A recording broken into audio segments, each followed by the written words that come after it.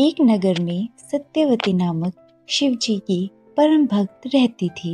सत्यवती के पति और सास भी शिव जी के अनन्य भक्त थे।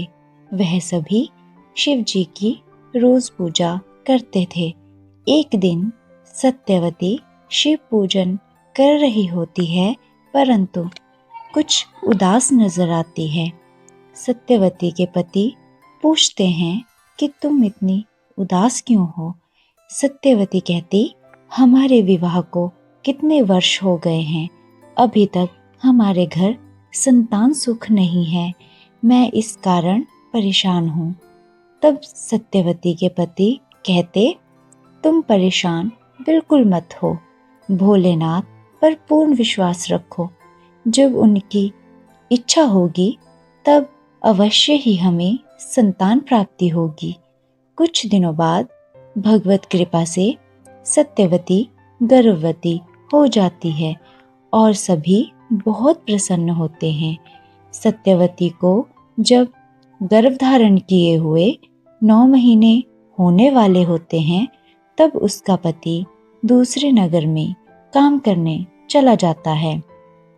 अब सत्यवती की सारी देखभाल उसकी सास करने लगती है। एक दिन सत्यवती की सास पानी लाने के लिए घर से थोड़ा दूर जाती है और सत्यवती से कहती है कि वह जल्द ही लौट आएगी।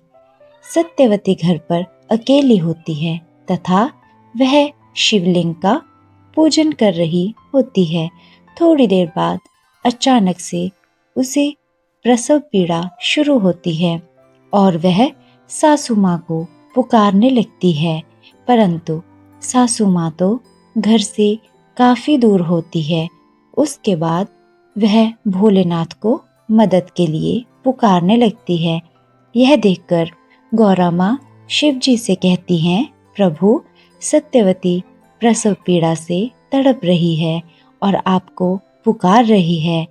इसकी सास को आने में भी काफी समय लगेगा, तो क्यों ना मैं इसकी सहायता के लिए चली जाती हूँ।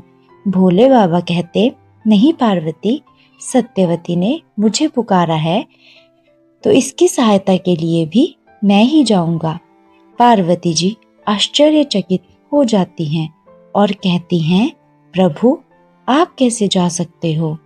तब भोलेनाथ कहते, पार्वती, तुम भूल रही हो, मेरा एक स्वरूप अर्धनारीश्वर का भी है, तो मैं स्त्री का रूप धरकर सहायता के लिए जाऊंगा।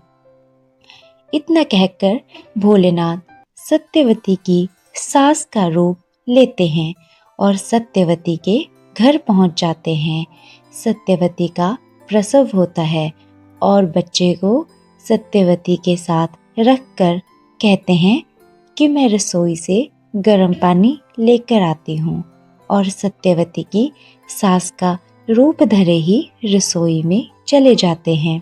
थोड़ी देर बाद बाहर से सत्यवती की सास आती है और कहने लगती है, बहू, तुम ठीक हो? तुम्हें प्रसव पीड़ा तो नहीं हो रही है? तभी उसकी नज़र सत्यवती के पास रखे छोटे बच्चे पर पड़ती है और वह पूछती है, बहू, तुम्हारा प्रसव हो गया? किसने करवाया? सत्यवती आश्चर्यचकित होकर कहती, माँ, आपने ही तो मेरा प्रसव करवाया है और आप तो अंदर रसोई घर से गर्म पानी लाने गई थी, फिर आप बाहर से कैसे आ रही है? सत्यवती की सास उसे बताती है, नहीं बहू, मैं तो अभी ही आई हूँ। इतना सुनते ही दोनों रसोई घर की ओर दौड़ कर जाती हैं और अंदर देखती हैं कि रसोई घर में 4 कनेर के पुष्प एक स्थान पर रखे होते हैं। फिर वह दोनों समझ जाती हैं कि अपने भक्त की पीड़ा में पुकारने पर सहायता करने स्वयं भोलेनाथ आए थे। भोलेनाथ अपने भक्तों को कभी तकलीफ में नहीं देख सकते हैं।